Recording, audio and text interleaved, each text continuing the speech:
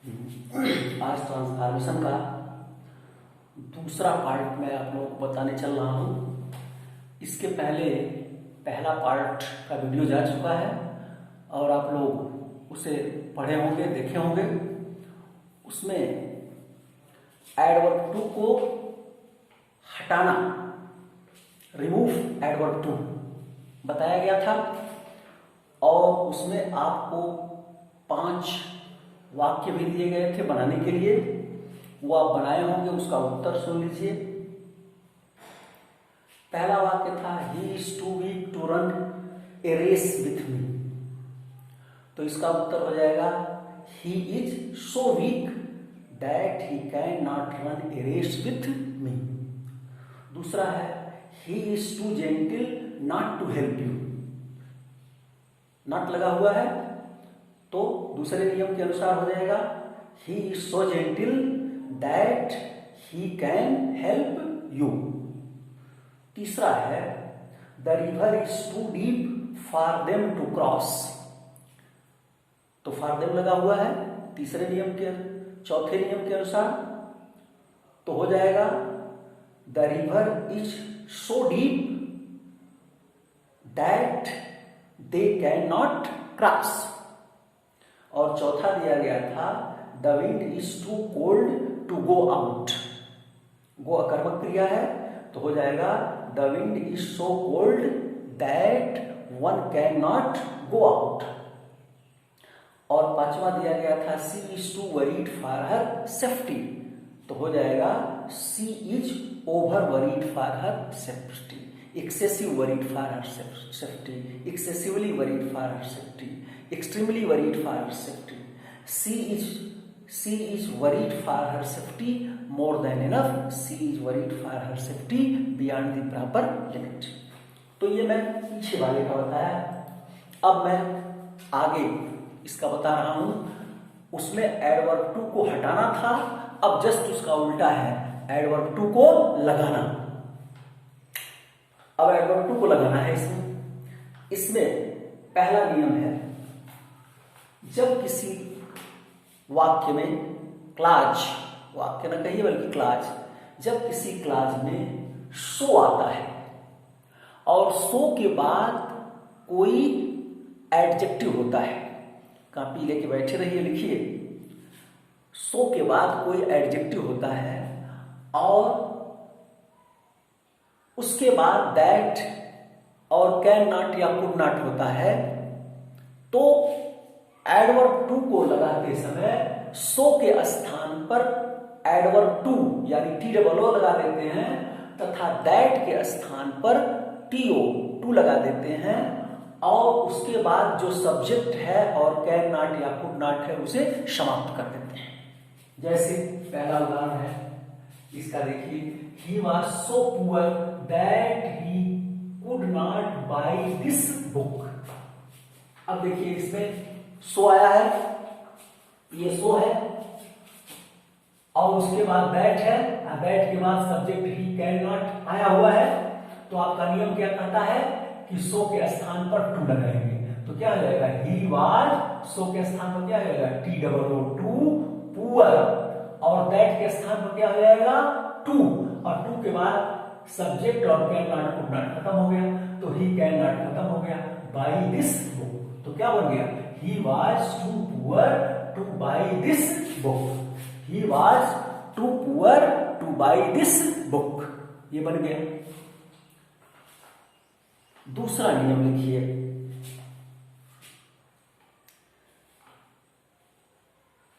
जब दूसरा class affirmative में होता है अर्थात कैन नॉट कुड नॉट न होकर के उसके स्थान पर केवल कैन या कुड होता है, तो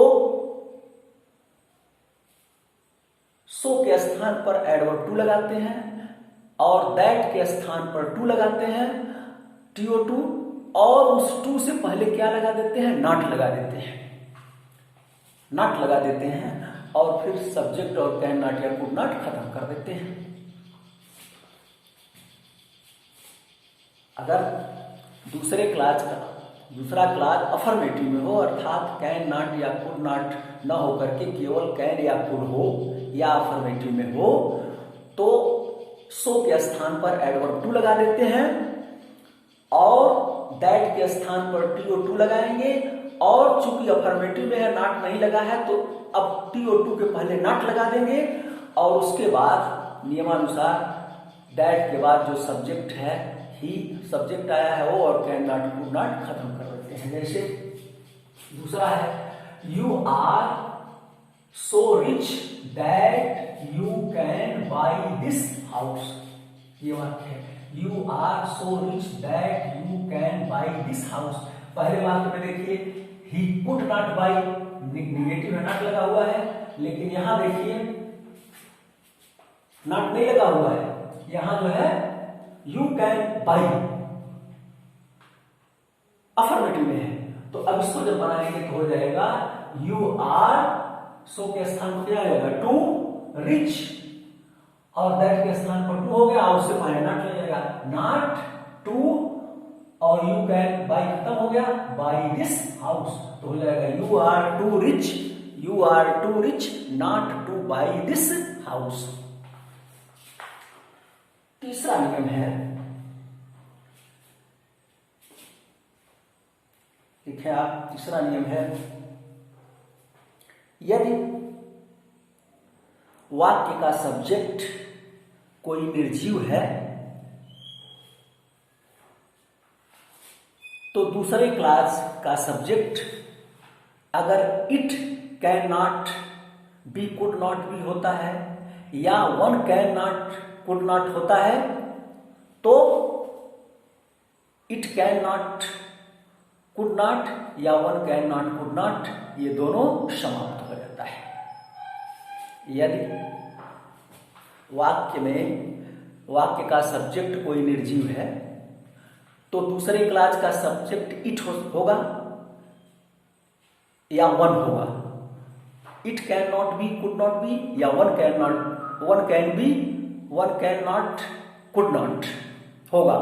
तो चाहे it can not could not हो या one can not could not हो, ये समाप्त हो जाता है। जैसे तीसरा है the laws is so heavy that it can not be lifted. ये देखो इसका सब्जेक्ट देखिए दिलाव है, इसका सब्जेक्ट दिलाव है, लट्ठा यानी निर्जीव है। तो ये निर्जीव होने के नाते दूसरे क्लास में दैट के बाद क्या आया है, इट आ गया है। कैन नॉट बी यानी पैसिव वॉइस में बना हुआ है। तो अब इसको बनाएंगे तो क्या हो जाएगा, द लॉज इज, सो की जगह क्या हो जाएगा टू, हैवी दैट के स्थान पर क्या हो जाएगा टू, और उसके बाद इट कैन नॉट खत्म हो गया, टू बी लिफ्टेड। तो हो गया this log is too heavy to be lifted. या ऐसे भी हो सकता है this log is too heavy to lift, be भी खत्म हो जाएगा, तब वर्ब का फर्स्ट फॉर्म हो जाएगा, क्योंकि बी लगा है तो पैसिव वॉइस में है। पैसिव वॉइस में हमेशा वर्ब का थर्ड फॉर्म होता है, लेकिन जब उसको आप एक्टिव वॉइस में लाएंगे बी तो बी हट जाएगा, तब वर्ब का फर्स्ट फॉर्म हो जाएगा। तो ऐसे ही बन सकता है the laws is too heavy to lift. One भी दूसरे क्लास का सब्जेक्ट अगर वन कैन नॉट या वन कुड नॉट है तो वो भी खत्म हो जाता है। जैसे उदाहरण this book is so difficult that one can not learn it.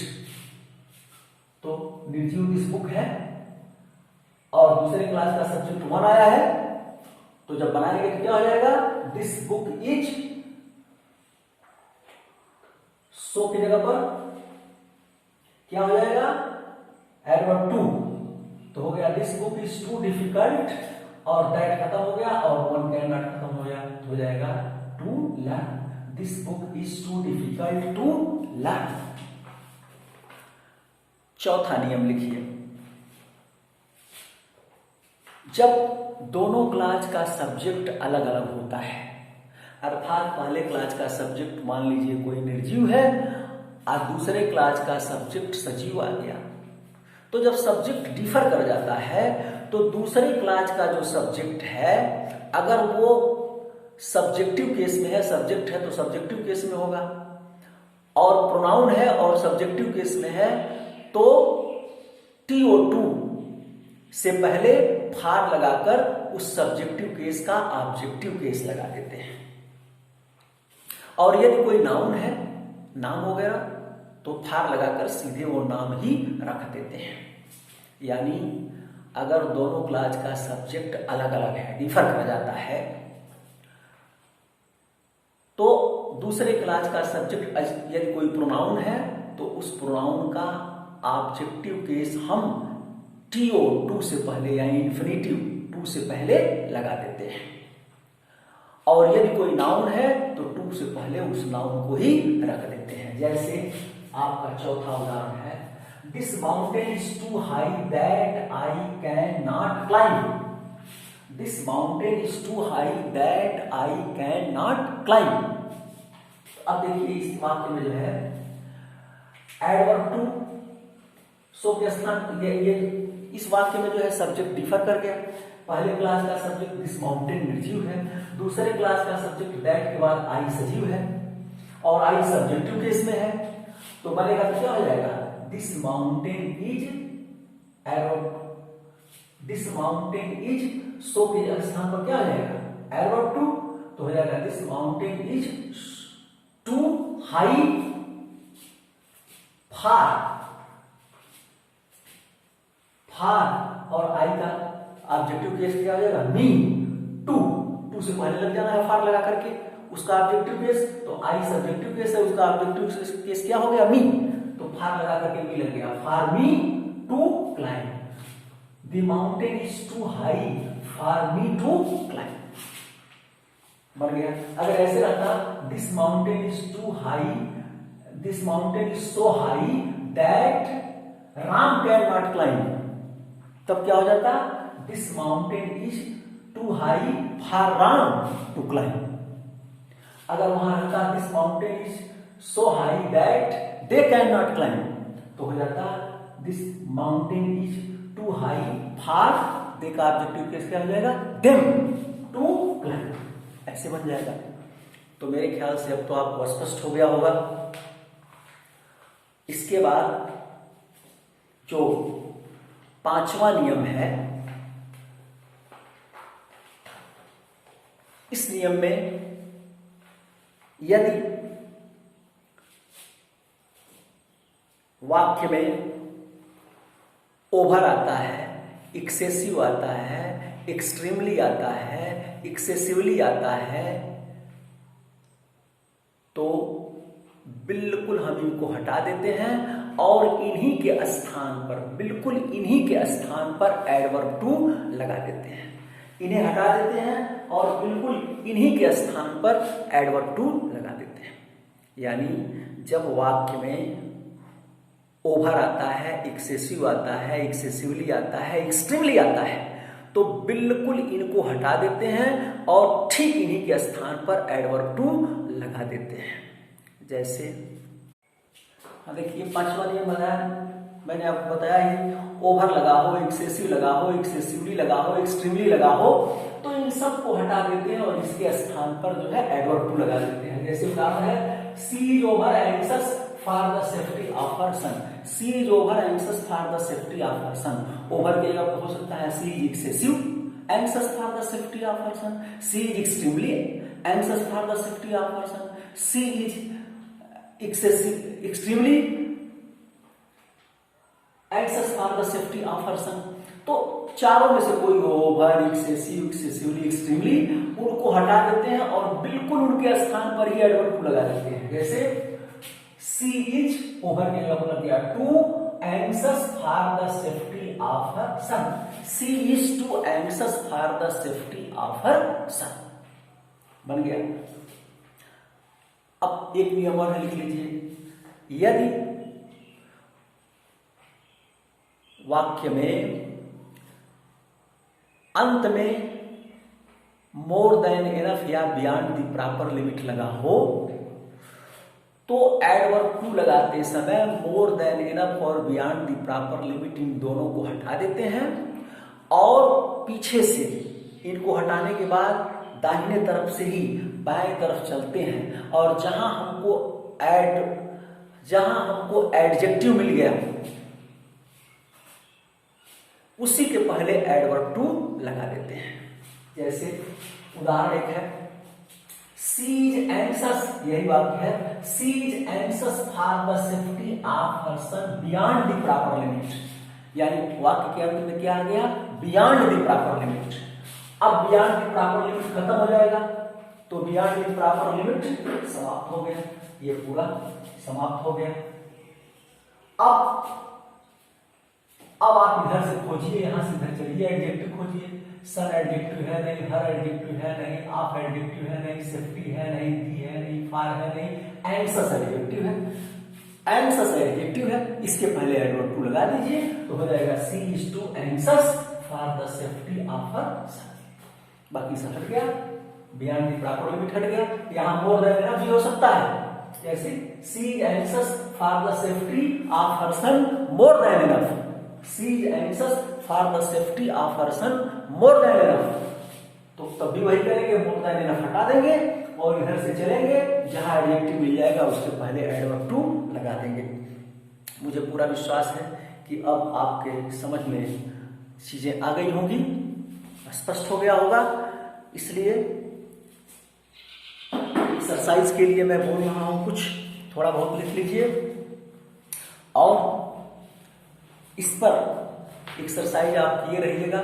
फिर अगला तीसरा पार्ट हम कल जब इसका वीडियो देंगे तो उसमें जो एक्सरसाइज के लिए दे रहा हूं उसका हल वैसे ही बताऊंगा जैसे आज बताया, और आप लोग अपने से मिलान कर लीजिएगा कि हाँ सही बना है। तो आप लिख लीजिए अभ्यास के लिए।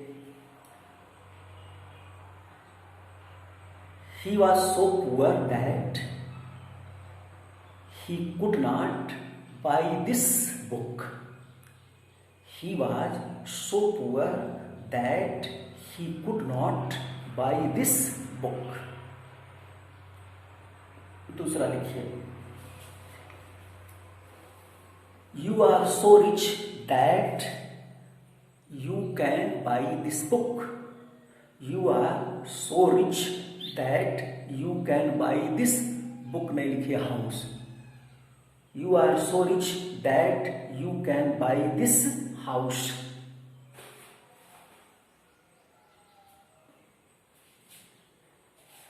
तीसरा, It is so hard that it cannot be broken.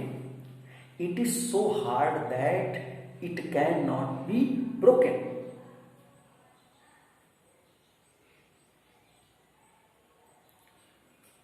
It is so heavy that none can lift it. It is so heavy that none can lift it. None बराबर one cannot.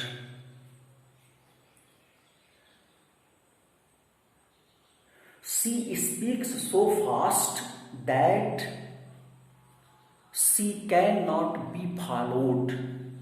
She speaks so fast that she cannot be followed.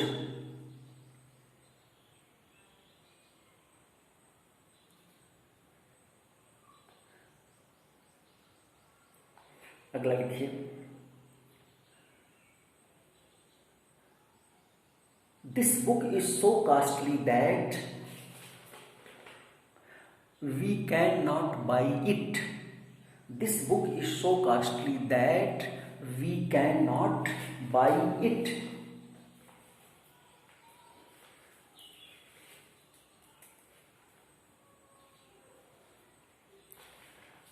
और चौथा लिखिए, Trees are so valuable that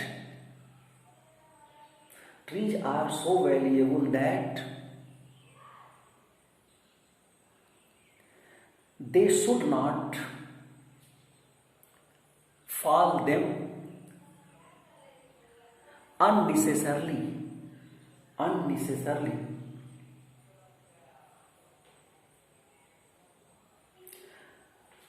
एक और लिखिए, The crowd was so large that the police could not control it. The crowd was so large that the police could not control it.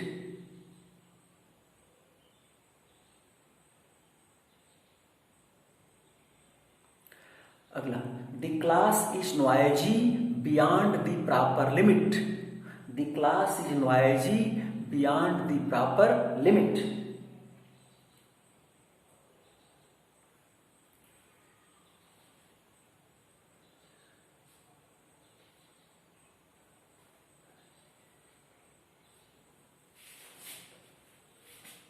They are excessive proud of, they are excessive proud of their knowledge। बस यह बना करके आप रखे रहिएगा, जब दूसरा part आएगा उसमें मैं इसका उत्तर बोलूँगा, आप मिलान कर लीजिएगा। और सबसे बड़ी बात यह है कि आप लोग, मैं पढ़ा रहा हूँ, देखें और इस पर जो समझ में ना आवे वो कमेंट जरूर लिखें, ताकि मैं फिर से बता सकूँ, समझा सकूँ। इसलिए कमेंट आप अवश्य लिखें और इसको पसंद आवे तो लाइक करें, सब्सक्राइब करें, ताकि हमें पता चले कि ज़्यादा से ज़्यादा लोग इसका लाभ उठा रहे हैं। तो इससे मैं और ज़्यादा से ज़्यादा आपको बताने का प्रयास करूँगा। धन्यवाद।